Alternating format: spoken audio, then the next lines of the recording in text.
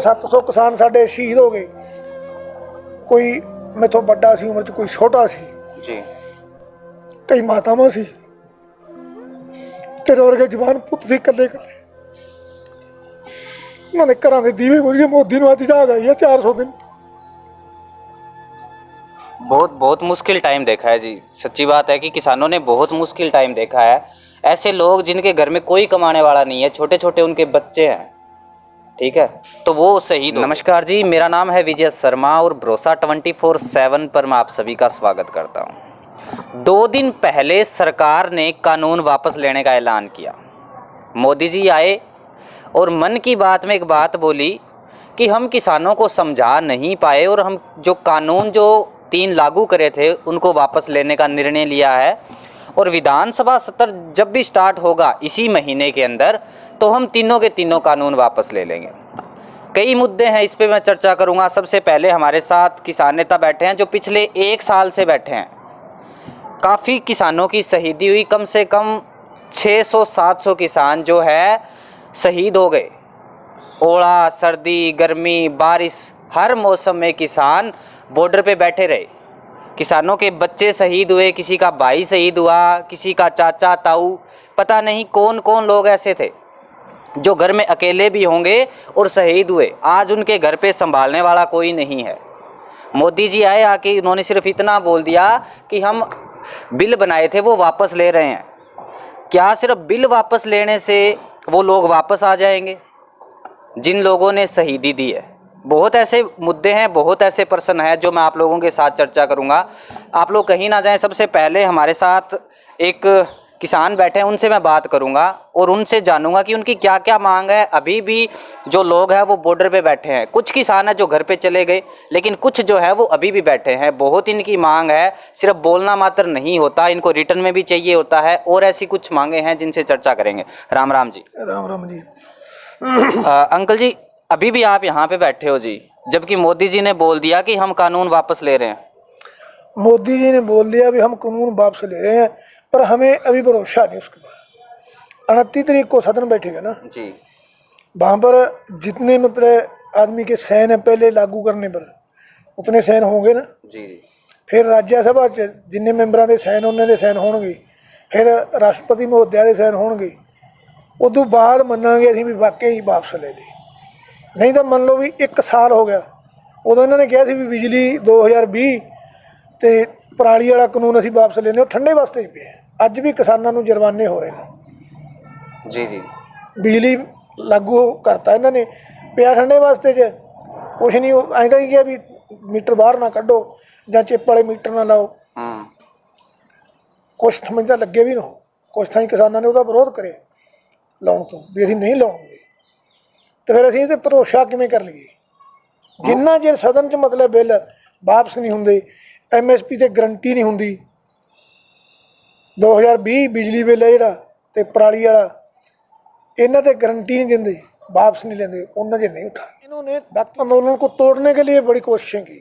बड़े गुंडे लगाड़े, पुलिस दीयां वर्दियां पहन के भी भेजे, लाल किले ते झंडा भी इन्होंने सियासत नाल चढ़वाया भी कुट के मोड़ देंगे, पर नहीं, इन्हां दा बस नहीं चलिया।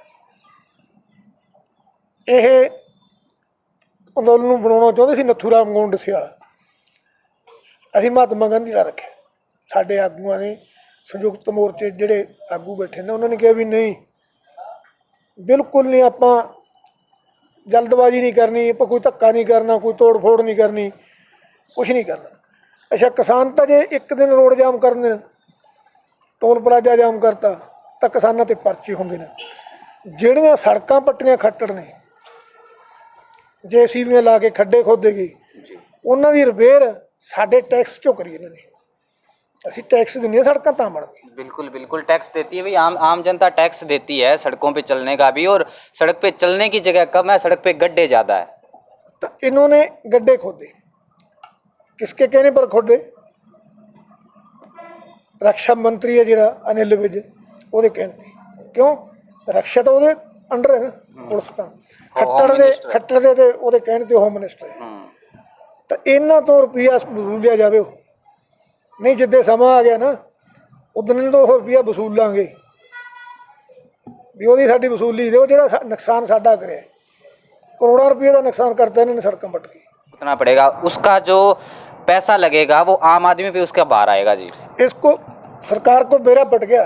इलाहाबाद इलेक्शन होया, 15-15 हज़ार रुपये वोट मुल ली सरकार ने, 500-600 करोड़ खर्चा करता, पर फिर भी 7,000 वोट से अजे हार गई।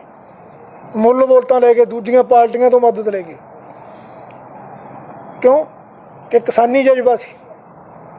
नहीं अंकल, एक बात है कि सरकार दावा करती आ रही थी हमेशा से ही कि कानून जो है वो किसानों के लिए अच्छे हैं, तो फिर वापस क्यों लिए? और अगर किसानों से जो आंदोलन के चक्कर में अगर मान लो वापस ले लिया, तो फिर इतनी कमज़ोर है सरकार की किसानों के भले के लिए किसानों से ही डर गई। सरकार इन्नी कमज़ोर हो रही है, सरकार नूं सिर्फ की दिंदे, इन्हां नूं अपनी कुर्सी दिंदी है। हुण 5 राज्यां 'च इलेक्शन होने, करारी हार मिली बीजेपी को। 32 हल्किਆਂ ਤੇ इलेक्शन होए, 3 असैंबली ਦੇ, दूजे सूबे ने। हाँ, 32 ਦੇ जज के हारे ने।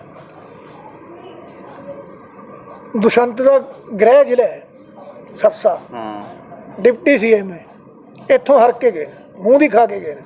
खट्टर कहना है अगे 80% कानून सही सी, फिर वो लेके रिजाइन प्रधानमंत्री तो हरियाणे 'च लागू करके देख ले, पता लग जू कैबिनेट किले की झड़ती है। असीं उत्तरन का उन्होंने दिता नहीं, दौरा करना इनू सारिਆਂ ਦੇ ਜੂਤ ਪੈਂਦੇ ਨੇ। जिन्ने BJP ਦੇ ਤੇ JJP ਦੇ ਮੰਤਰੀ ਨੇ, ਕਿਸੇ ਨੂੰ ਸਹੀ ਸਲਾਮਤ ਭਾਸ਼ਣ ਦਿੱਤਾ ਕਿਸੇ ਨੇ? 50-60 ਕੰਪਨੀਆਂ ਲਾਈਆਂ ਇਹਨਾਂ ਨੇ ਇਲਾਹਾਬਾਦ ਤੇ, ਪੁਲਿਸ ਦੀਆਂ 34 ਕੰਪਨੀਆਂ ਦੀ। ਬਾਕੀ ਪੁਲਿਸ ਵੀ ਸੀ ਨਾ ਸਾਰੇ ਉਹਦੀ, ਉਹ ਤਾਂ ਲਾਈ ਸੀ ਤੇਰੇ BSF ਲਾਈ ਸੀ। ਹਾਂ, 34 ਕੰਪਨੀਆਂ BSF ਦੀਆਂ ਸੀ, ਬਾਕੀ ਪੁਲਿਸ ਵੀ ਸੀ ਨਾ। 50-60 कंपनियां बन गई, 2-3 जिले की पुलिस ला के नाल। कि कई सवाल है मोदी जी से, और जो राष्ट्रपति जी हमारे राष्ट्रपति ने साइन करे थे लास्ट में तो बिल पे, जितने भी अपने संसद में जितने भी लोग बैठे हैं सांसद, वो मोदी जी और जो हमारे राष्ट्रपति है। सबसे बात बोलना चाहूँगा मैं कि अगर कानून सही थे, क्योंकि अंतिम मोहर लगाने वाला राष्ट्रपति होता है, अगर कानून सही थे तो कानून वापस लिए क्यों? अब उन किसानों की मौत का जिम्मेदार कौन है जो 700 किसान शहीद हो गए? अगर किसानों को आगे लेके मान लो राकेश टिकैत आगे गया, तो राकेश टिकैत भी कहीं ना कहीं जिम्मेदार है उस चीज़ का कि भैया वो किसानों को लेके गया, क्योंकि किसान तो भोला भाला है, वो तो कुछ नहीं जानता था। लेकिन अगर गलत नहीं है, मान लो कि अगर बात करते हैं कि गलत नहीं है, तो फिर वापस क्यों लिए सरकार ने? अगर सही है, मान के चलते हैं कि अगर मान लो कानून सही है, लागू करें, तो वापस लेने नहीं चाहिए थे। और अगर गलत है तो फिर लागू क्यों किए थे? ये भी बात है जी, कि जब मान लो कि कानून है ही गलत तो फिर लागू क्यों करे? और अगर सही है तो फिर वापस लेने का क्या मतलब है? लागू तो किए थे कि अडानी बानी के गोडाउन भरने, गोडाउन तो खाली रह गया, जब गोडाउन तो खुला रह गया, खाली होने नहीं देते। गोडाउन तो वापस फोड़ने पड़ेंगे उनको। मेरी बात सुन भी, साल का 365 दिन होंगे, तो 42 होर पाओगे, 407 दिन हो गए मैंने इतने बैठे। 1 साल से ऊपर हो गया। 1 साल से ऊपर हो गया। दिन को किसान आते हैं जो मान लो भी 65 से ऊपर हैं, 20-30 किसान डेली आते हैं, पर शाम को क्यों, सर्दी ज़्यादा है, बूढ़े हैं, रात को रुक नहीं सकते। जी जी। जहाँ पर मैं मान लो भी कम से कम 200 दिन अकेला रुका हुआ, 400 दिन से बिल्कुल जमा अकेला, इतने बड़े स्टेडियम में। कभी नहीं ये सोचा कि घर को जाएंगे, जहाँ कोई मार देगा तो मार देगा।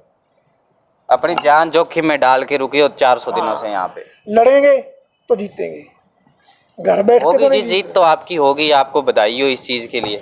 बधाई हो तो बहुत बहुत है, पर हाले तक विश्वास उन्ना चिर इस ते नहीं है, बेविश्वास आदमी है। जितया कि मैं किसानों ने जितया है, क्यों कहना मैं तेरे रिपोर्ट लागू करूँगा स्वामीनाथन दी, ते बनने सारी फिर गया अखा तो बहुमत आ गया, 303 मिल गए, कहना जी वो लागू हो ही नहीं सकती, किसान सरकार को पैसे ही नहीं। स्वामीनाथन की लागू कर देता तो किसान का तो आय दुगनी हो जाती जी, उससे तो आय तो दुगनी हो जाती। ये कहना सरकार को पैसा है नहीं, ਸਰਕਾਰ ਕੋਲੇ ਕਿਸਾਨ ਦੀ ਫਸਲ ਖਰੀਦਣ ਨੂੰ ਪੈਸਾ ਹੈ ਨਹੀਂ। 8000 ਕਰੋੜ ਦਾ ਜਹਾਜ਼ ਇਹਦੇ ਵਾਸਤੇ ਲੈਣ ਨੂੰ ਪੈਸਾ ਹੈ। ਨੀਰਵ ਮੋਦੀ 5-6 ਹਜ਼ਾਰ ਕਰੋੜ ਲੈ ਕੇ ਭੱਜ ਗਿਆ, ਉਹਦੇ ਵਾਸਤੇ ਪੈਸਾ ਹੈ। ਵਿਜੇ ਮਾਲੀਆ ਵਾਸਤੇ ਪੈਸਾ ਹੈ। ਅਡਾਨੀ ਅੰਬਾਨੀ ਨੂੰ ਪਿੱਛੇ ਜੇ ਕਰੋੜਾਂ रुपया माफ़ी दे के हटे क्योंकि इन्हों मार पैगी। तो सब तो ज़्यादा किसान को कुछ माफ़ नहीं होता, किसान का तो बिल भी माफ़ नहीं होता जी। मैं राजस्थान का एक किस्सा बताता हूँ आपको। राजस्थान में अभी जो है राजस्थान सरकार 7.5-8 रुपये बिजली के बिल के ले रही है, तो जो विरोध करते हैं उनको पकड़ के जेल में डाल दिया जाता है। अब हरियाणा भी 2 रुपये मेरे ख्याल से बिजली बिल में बढ़ाने की तैयारी में है, पता है आपको? तैयारी में है, तो ही तो बैठे हैं। हरियाणा सरकार भी 2 रुपये बिजली बिल बढ़ा रही है। इन्ना प्राइवेट क्यों करे? प्राइवेट का आपकी मर्जी ना बेचूगा। वाही कर दो, हाँ खेती कर दो, हाँ जी, फिर तो रज के खा लिया करोगे जी। ये लागू हो जाते कानून। ਜਿਹੜਾ ਬੰਦਾ खेती नहीं करता ਉਹਨੂੰ 100 रुपया आटा मिलना ਸੀ ਅਡਾਨੀ ਅੰਬਾਨੀ ਦੇ ਗੋਡਾਊਨ 'ਚੋਂ, ਉਹ ਵੀ ਪੈਕਟ ਪਾਉਂਡ 'ਚ, ਕਿਲੋ 'ਚ ਨਹੀਂ। ਉਹ 800 ਪਤਾ ਨਹੀਂ 60 ਕੇ 90 ਗ੍ਰਾਮ ਦੇ ਹੁੰਦਾ ਹੈ 100 ਰੁਪਏ ਨੂੰ। ਸਰੋਂ ਦਾ ਤੇਲ ਤੈਨੂੰ ਕਾਕੇ ਇੱਕ ਵਾਰੀ ਸਿਰ ਤੇ ਲਾਉਣ ਨੂੰ 20 ਰੁਪਏ ਦਾ ਮਿਲਦਾ ਸੀ। ਇੱਕ ਤਲੀ ਤੇਲ ਦੀ ਲਾਉਣਾ ਸਿਰ ਤੇ, ਜਦੋਂ 500 रुपये किलो हो जाता। महंगाई बढ़ जाती बहुत ज़्यादा। हाँ जी, इन्नी महंगाई बढ़ जाती। हिमाचल का सेब पहला अडानी अंबानी ने महंगा खरीदिया, छोटा व्यापारी उत्थे मारता, दोबारे वही 5 रुपये 7 रुपये लेने लग गया। आम उन्होंने हिमाचल वालों 90 रुपये, इतने अपने को आके हरियाणा तो 100 रुपये किलो बिकता है जी। 100 रुपये कि 250-250 ਨੂੰ ਉਹ ਜਿਹੜੇ ਦੇ ਬਟਨ ਜਿਹਾ ਲਾਇਆ ਹੁੰਦਾ ਨਾ, ਹਾਂ ਉਹ ਮਹਿੰਗਾ ਵਿਕਦਾ 200-250 ਨੂੰ। ਹਾਂ ਇਹ ਤਾਂ ਜਿਹੜਾ ਮਤਲਬ ਵੀ ਹਿਮਾਚਲ ਦੇ ਜਦੋਂ ਬਾਜੇ ਪਸ਼ੂਆਂ ਨੂੰ ਪਾਉਂਦੇ ਨੇ, ਆਪਾਂ ਨੂੰ ਉਹ ਦਿੰਦੇ 90 ਰੁਪਏ ਦਾ 100 ਰੁਪਏ। ਜਿਹੜਾ ਉਹਨਾਂ ਦੇ ਪਸ਼ੂ ਖਾਂਦੇ ਨਾ, ਜਿਹਦੇ ਹੁੰਦਾ ਇਹ ਉਹ ਨੰਬਰ ਲਈ ਜਾਂਦੀ ਹੈ। बस अपने पास तो वो रद्दी माल आता है, रद्दी माल आता है अपने पास। तो देखा आपने कि क्या मुद्दे थे और अभी भी किसान वापस क्यों नहीं जा रहे। बहुत ऐसी बातें आप लोगों के साथ करूंगा। अगर आप लोग मेरे चैनल पे नए और आपने अब तक मेरा चैनल सब्सक्राइब नहीं किया है तो भरोसा 24/7 सब्सक्राइब करो। फेसबुक पेज भी हमारा फन टॉक्स विद विजय के नाम से, आप fun talks with Vijay Facebook page पे भी जुड़ सकते हो। लिंक आप लोगों को डिस्क्रिप्शन में दे दिया जाएगा। Thank you so much.